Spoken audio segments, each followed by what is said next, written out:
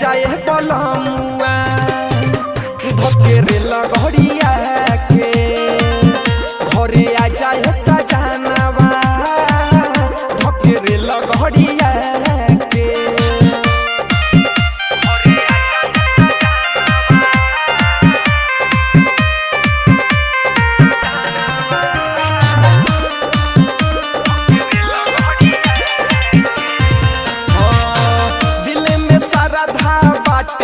पिया चली नहीं बहाना हो जल्दी से तू छुट्टी लेके बोलमु घरवा जाना हो दिल में श्रद्धा बाटे पिया चली नहीं बहाना हो जल्दी से तू छुट्टी लेके बोलमु घरवा जाना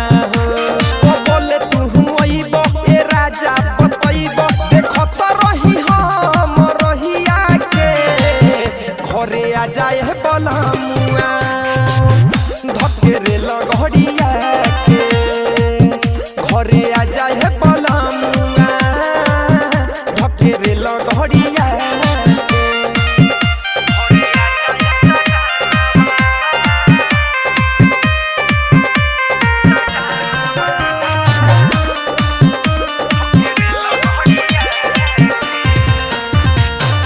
राइटर संदीप प्रेमी सजनवा जाए के बड़ी बात मानवा हो यादव बरंग छोटे लाल जाए खातिर बाटे संगवा हो राइटर संदीप प्रेमी सजनवा जाए के बड़ी बात मानवा हो यादव बरंग छोटे लाल जाए खातिर बाटे संगवा हो ढाल शिव जी पजल नहीं करब कोनो छल बुझ हमर तू लचरिया के घरे आ जाए बलमुआ धकेरे लगड़िया के घरे आ जाए सजनवा धकेरे लगड़िया के साथे चलब देव घर पिया करे खातिर जल ढोड़िया के